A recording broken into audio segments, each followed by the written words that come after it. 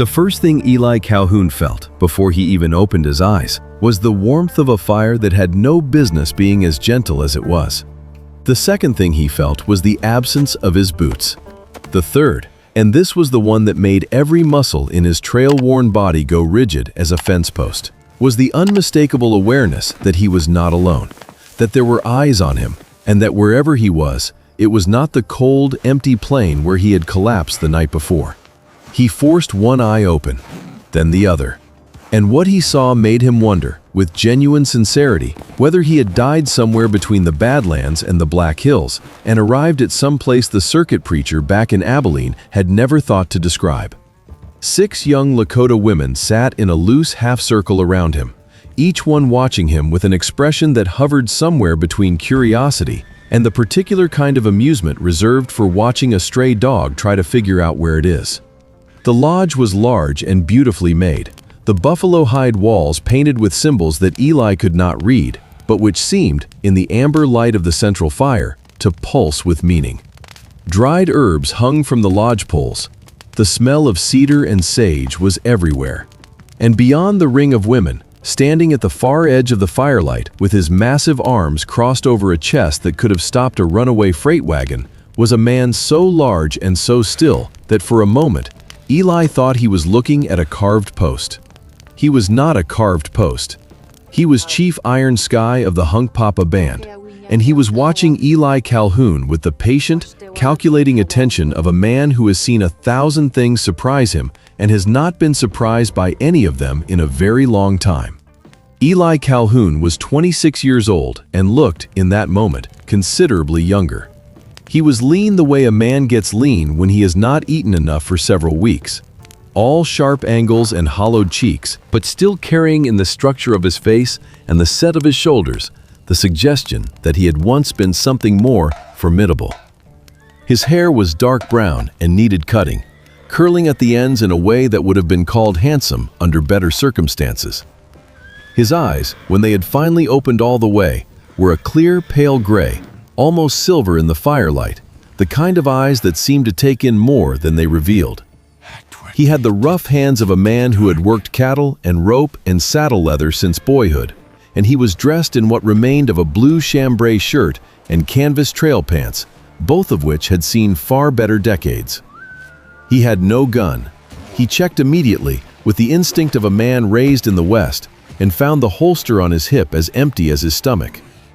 One of the women, the one closest to him, perhaps 19 or 20, with black hair braided neatly over one shoulder and dark eyes that held a spark of frank intelligence, spoke to him in Lakota. Her tone was not unfriendly.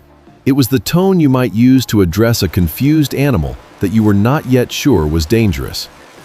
Eli understood perhaps a dozen words of Lakota, none of which appeared to be in whatever she had just said.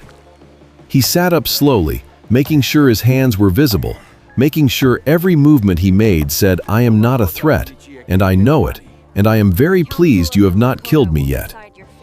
"Ma'am," he said, his voice rough as a dry creek bed, "I appreciate the fire." The young woman tilted her head and said something else. 2 of the other women laughed softly, not unkindly. At the far end of the lodge, Iron Sky had not moved. The story of how Eli Calhoun came to wake up in a Sioux lodge with no boots, no gun, and no money was, like most stories involving a broke cowboy in the Dakota Territory in the spring of 1878, a story that started with a bad decision and accumulated worse ones from there. He had come north from Dodge City with $73 and a job prospect that a man named Gerald Hatch had described over whiskey and cards as a sure thing. He had arrived at the given coordinates to find nothing. Not nothing as in the operation had moved, but nothing as in an empty stretch of high plains and not a single human soul in any direction. Gerald Hatch had also, it turned out, relieved Eli of his remaining cash during a card game 2 nights out of Dodge, which Eli had not fully recognized as a swindle until he was already standing in the middle of nowhere counting the coins left in his pocket.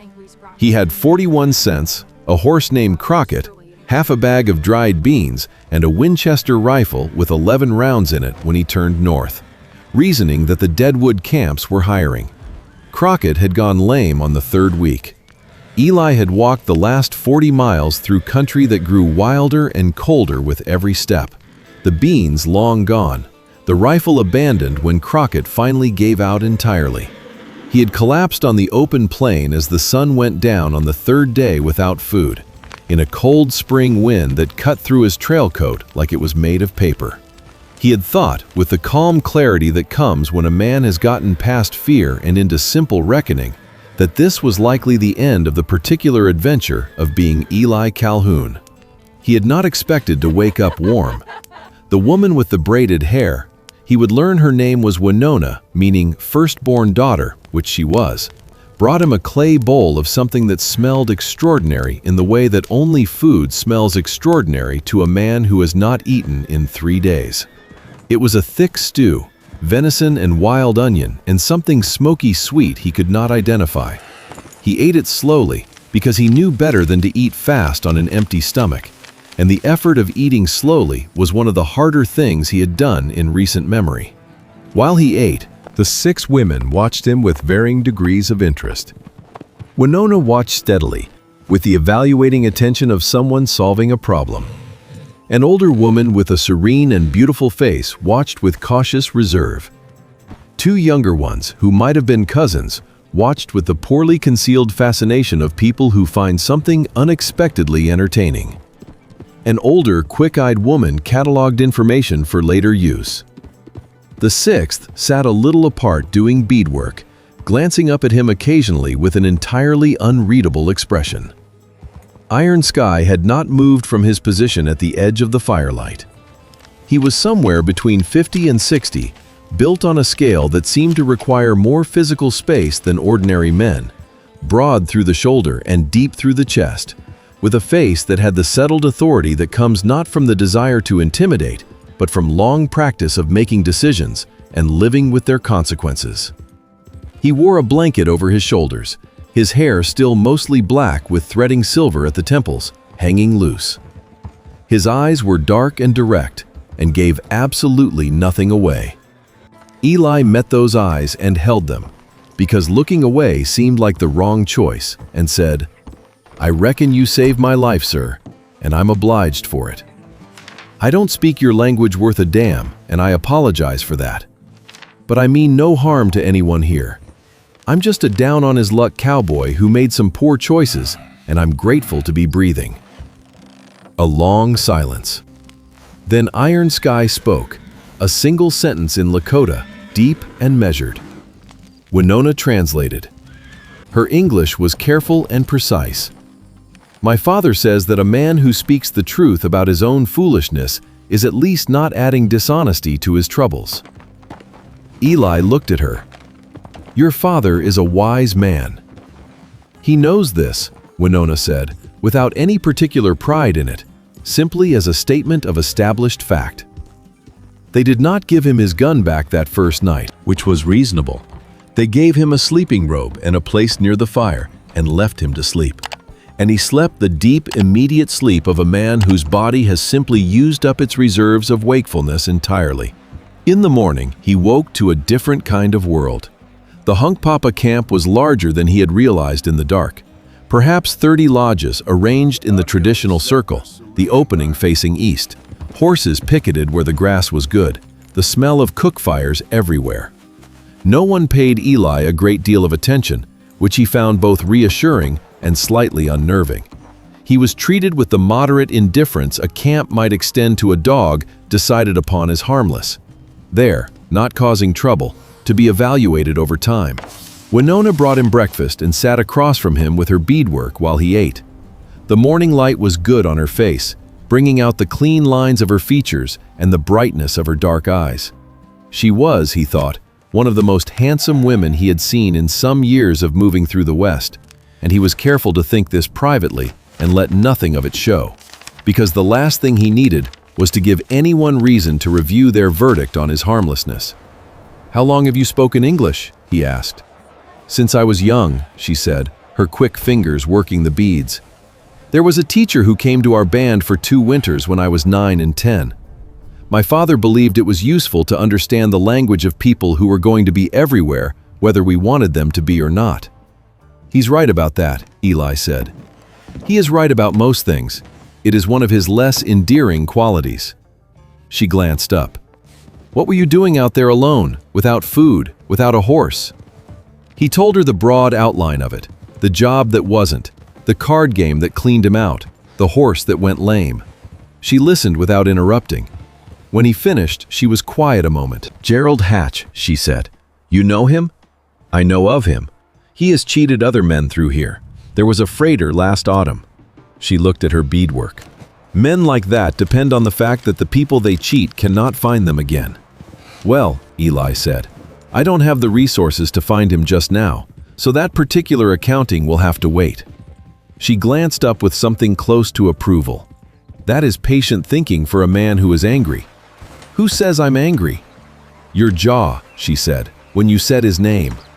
Iron Sky's verdict came at the end of the third day, delivered through Winona with the same measured, unhurried quality the chief seemed to bring to everything. The cowboy was broke and without resources, but not lazy and not dishonest. He had been foolish in trusting a man he should not have trusted, but this was a common kind of foolishness, not a moral failing. He had no horse and no money and no destination, which meant he was not in a hurry, which meant he could be useful. The camp was moving in 2 weeks. There was work that needed doing before the move, equipment to be repaired, horses to be assessed, a problem with a creek crossing that required someone who knew how to build a temporary bridge of logs. Eli had grown up on a Kansas ranch and could build almost anything from timber and rope and practical ingenuity. He could also shoe a horse, and 3 of the camp's horses needed shoeing. In exchange, Iron Sky would provide Eli with a sound horse, enough supplies to reach Deadwood, the return of his Winchester and his Colt, and a letter written by Winona identifying him as a man who had done honest work for Iron Sky's band, recognized by other Lakota he might encounter on the trail north, and worth more than a gun in some of that country. That's more than generous, Eli said. My father does not consider it generous, Winona said. He considers it practical. A man who feels he owes a debt is a man who is motivated to work well. The work was hard and honest, and Eli threw himself into it with the relief of a man who has been idle too long. The creek crossing took 4 days. The banks were soft, the current strong with snowmelt, and the first 2 attempts at a log brace washed out within hours.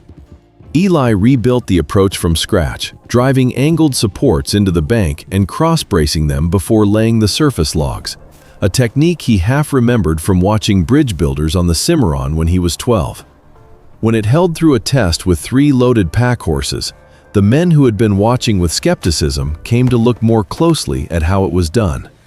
One of them, a young man about Eli's age named Chayton, meaning falcon, studied the bracing with serious attention and asked through Winona how Eli had decided on the angle of the supports.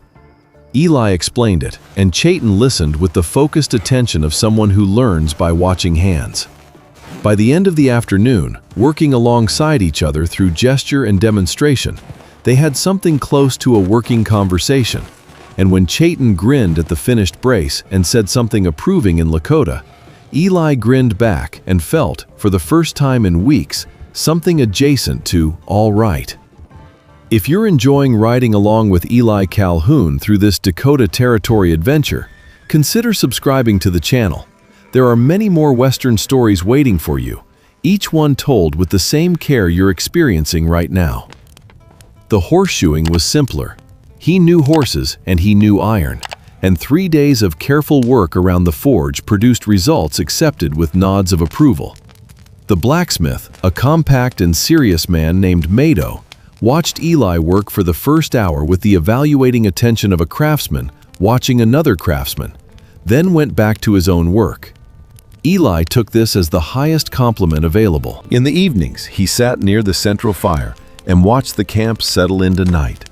The cooking smells and the children coming in from the last of the daylight, and the way the horses moved along their picket line in the gathering dark. He was aware, always, of being a guest in a place that had every right not to have him. One evening, Winona told him what it all looked like from where her people stood.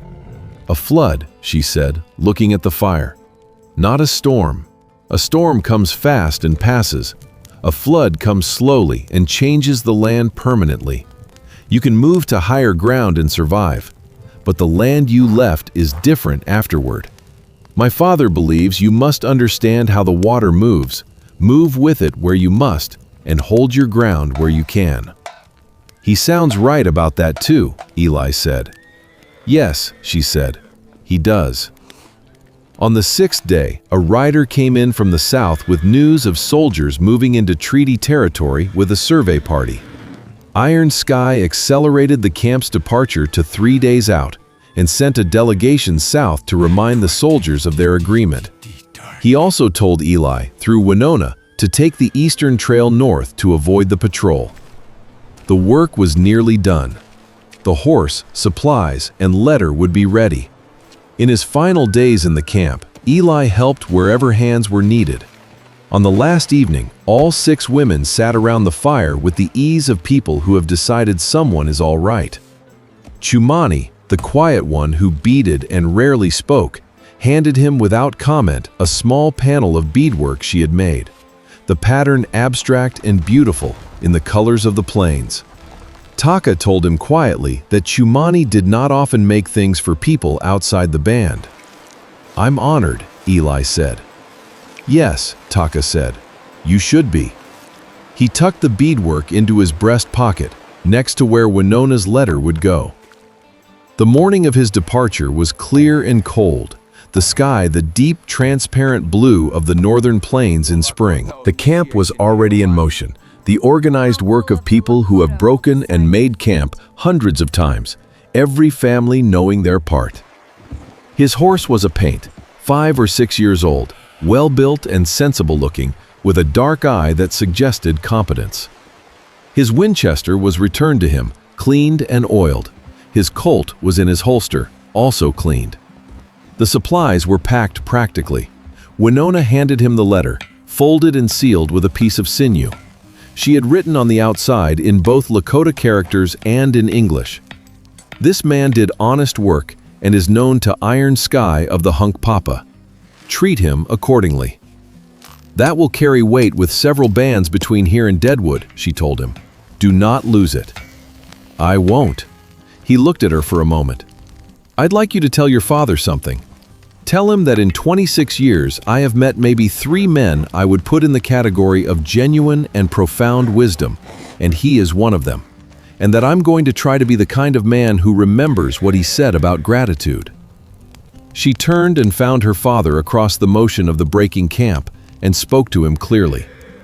Iron Sky listened without looking up from the task in his hands, and when Winona finished, he was still for a moment, then said something back, short and measured.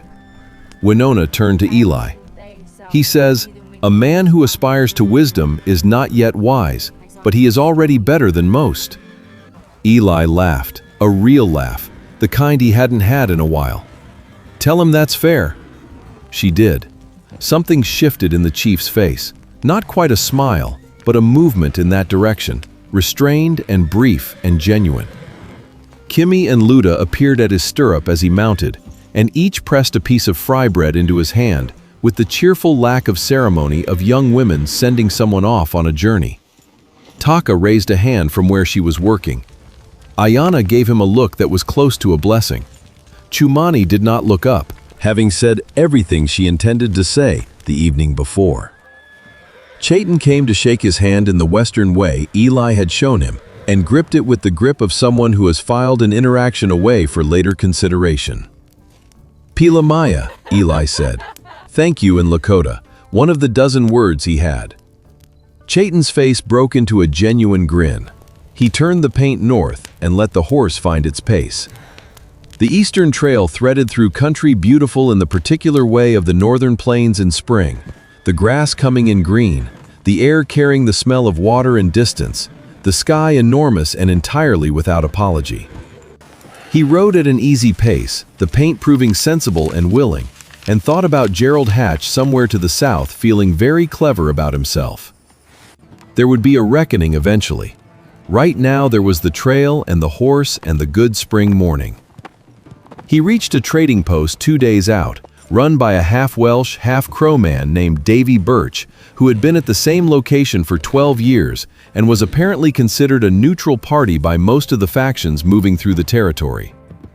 Birch read the letter without comment and handed it back. Iron Skies Band, you worked for them? 10 days, bridge work and horseshoeing. And they sent you out with supplies and a horse. Birch looked at him measuring. Man must have made a decent impression. He poured 2 cups of coffee without asking and leaned on the counter. You got surveying experience? I know a man in Deadwood, Hargrove, runs an engineering concern on Sherman Street who needs a field man. Fellow he had broke his leg 2 weeks back. I can read a transit, Eli said. 2 years for the Kansas Pacific. Birch almost smiled. Reckon Hargrove can use you. He reached Deadwood on the 4th afternoon, coming in through the narrow gulch that gave the town its hemmed-in quality, the buildings stacked on the hillsides like they were trying to get away from each other and running out of room. The town was loud and frantic and improvised and slightly dangerous, alive with the energy of people who have come a long way for something specific. Hargrove Engineering was in a building with actual glass in the front windows and a hand-painted sign done with care. Inside, a man in his 40s with the weathered, precise face of someone who spends a great deal of time outdoors doing technical work looked up from a table covered in charts. After Eli laid out his background, Hargrove asked 3 sharp technical questions, sat back, and said, "Pay is $1.75 a day plus meals in the field." "That's fair," Eli said. "You got any problem working in country where you'll run into Lakota bands? Some of my men get nervous." Eli reached into his breast pocket and laid Winona's letter on the map table between them. Hargrove read it. He looked up with something recalibrated in his expression. "You worked for Iron Sky. 10 days, bridge work and horseshoeing." Hargrove set down the letter. "You start Monday." The survey work was hard and good. Hargrove was straight and fair and exacting in the way of a professional who has built his reputation on accuracy and intends to keep it. Eli was good at the work. He had always had the precise kind of attention that surveying requires, and it satisfied something in him that ranch work, for all its satisfactions, had never quite reached. He did not forget Gerald Hatch. The accounting owed there remained patient and specific in the back of his mind, like a note come due at a future date. When he heard in August that Hatch had turned up in a settlement called Cutter's Bend 2 days south, where several men he had defrauded were comparing notes, Eli requested a week's leave and rode south. He found Hatch in the saloon in the middle of the afternoon, looking considerably less prosperous than before. The easy confidence replaced by watchfulness that looked up close, like its close relative, anxiety. Eli sat down across from him without being invited and put his hands on the table where they were visible.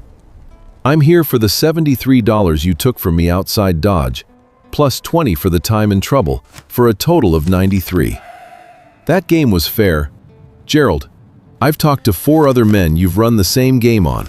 I've written down all 4 names and left the information with a man I trust who will see it reaches the relevant parties if I don't come back." He paused.